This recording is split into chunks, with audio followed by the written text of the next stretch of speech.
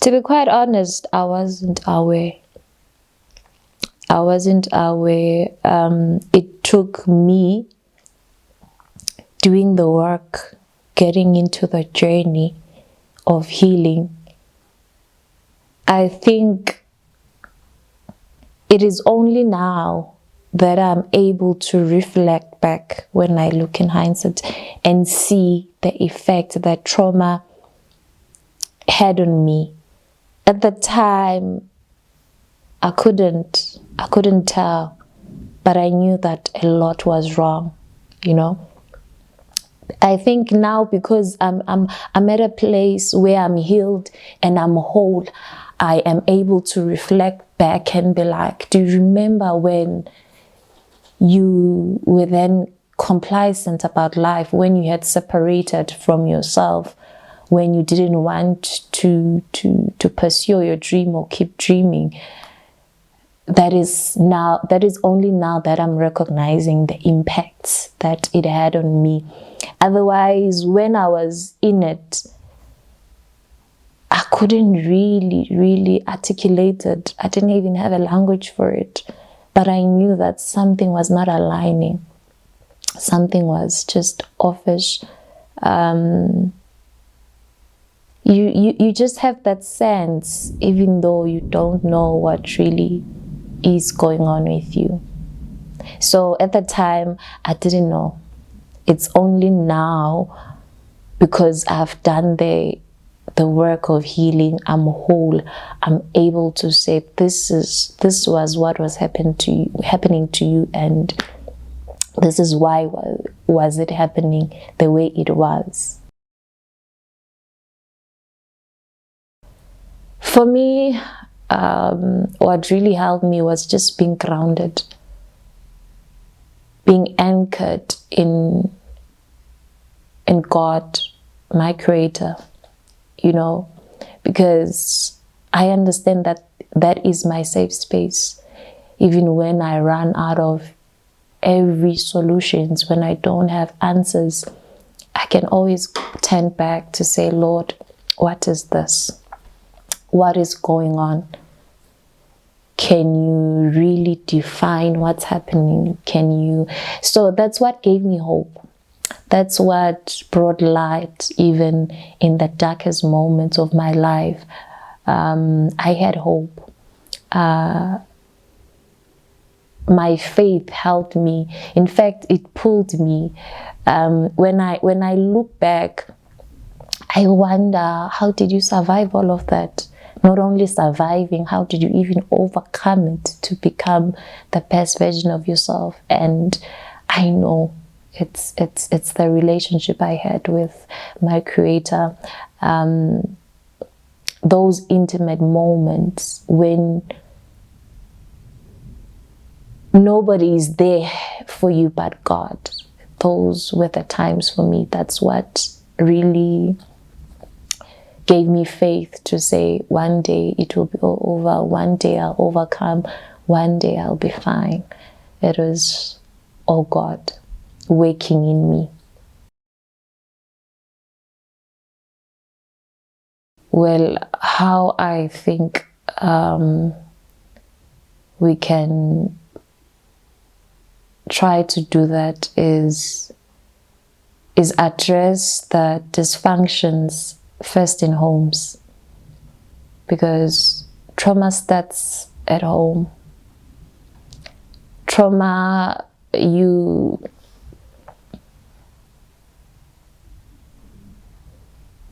first time of experiencing trauma is within the family setup. I think if we learn more about trauma and how we can heal our wounds, talk about it, let it start from families before we can even introduce it in schools, because most of what is happening today is that as adults we're dealing with childhood traumas. things that happened when we're still infants and we had no control over. Trauma is inevitable. Another thing. So even though we try to have functional families, but there are experiences that will just be traumatic in your life, whether it's small trauma or big trauma. We need to be aware of the fact that at some point we need to check in with ourselves. Teach it in homes, teach it at school.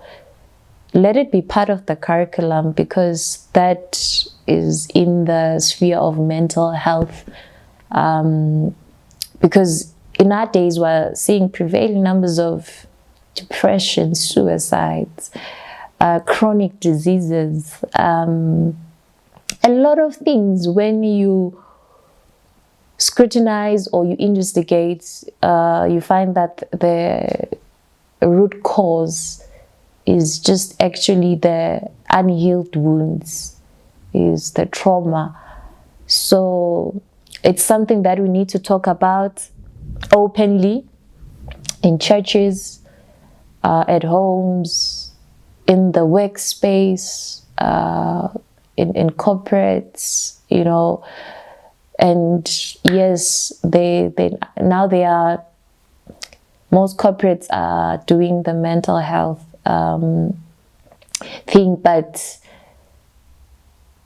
there's more we can still do so that we get to the root cause of this. And I believe that everyone has a role to play, young, old, in whatever designation or title you hold. There's a role you can play, whether it's by reporting it when you're seeing it happening in a family where you see abuse. Report it.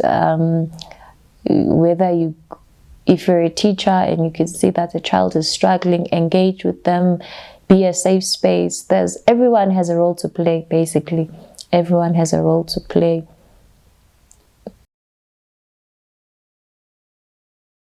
The message that I'd like to share with people who are dealing with trauma is that you are not alone. Believe me, you're not alone. You're not alone, and there are people who have been through it. There are people who have been through worse situations than your situation and have overcame, you know. You can always rise from that place. You can always rise from the place, but you need to make an intentional decision. You need to love yourself enough to see yourself healed, and also to take action of healing yourself. So you are not alone, one, and there's hope. And number two, you can overcome. You can become whatever you've dreamed of becoming.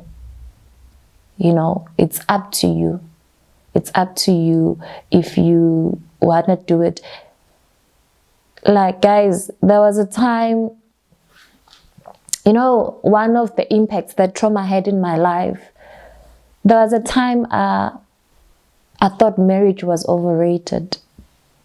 And there was a time I thought I would never ever go back to that institution. And the irony is that initially, as a child, I was always that family-oriented person. I've always dreamed of having a beautiful, functional family. And unfortunately, I went through the worst in my marriage. So, but after doing the work of healing, that desire came back. That desire came back, and I can safely say one day I will find somebody who's compatible and I will get married. I believe in the family in the institution of marriage. And I love it. And I love it because trauma will then lie to you and say your dreams were not valid. You were living in your own fantasy world while that was your truth. So yeah, for me, yeah, before I lose trail of thought. Okay. Where did you find the courage to share your story with the world? Where did I find courage to share my story with the entire world? That's a great question. I think for me, it's my faith journey. I think God has been the one building courage on the inside of me.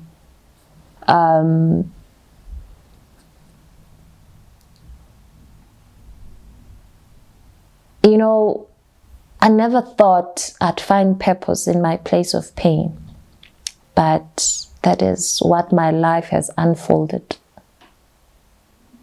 to. The courage was more inspired by Holy Spirit. I knew that I had to be a voice to the voiceless. I needed to change. I needed to pay back, especially because I got to that place of being healed and I could feel that I was whole.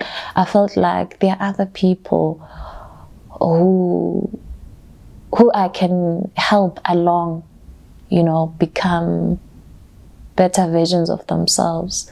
So I think the courage comes from that, because it's not easy doing it, but as long as you remember why you're doing it, and that gives me fulfillment. That gives me, it puts a smile on my face. If I've been getting this comment, if I hear a person saying, thank you for sharing, thank you for opening up, thank you for bringing me hope. Wow, that is just bliss to me. I just want to wake up and do it over and over and over again.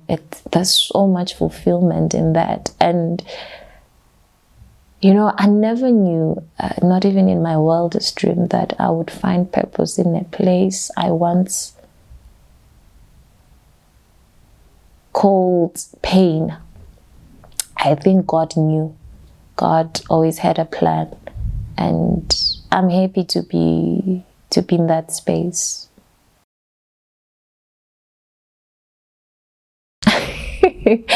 What am I currently dealing with in my life, and how am I navigating that process? I think right now I'm dealing with being liberated to speak my truth and own my truth.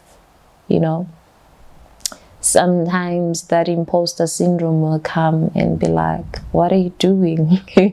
Are you sure of what you're doing? And fear would just engulf me. But then I go back to the why.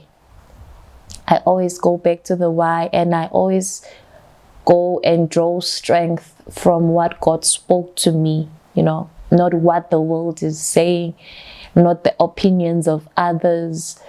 So basically, I'm dealing with that, and I think I'm slowly and surely finding releasing my thought chakra, being comfortable in speaking out and speaking my truth and helping others. So that's what I'm navigating currently through this platform, and it's quite exciting. It's intriguing. It's also bringing a lot of insecurities and fear, but I'm dealing with all of that, because I always go back to the why am I doing it, and that is what gives me energy.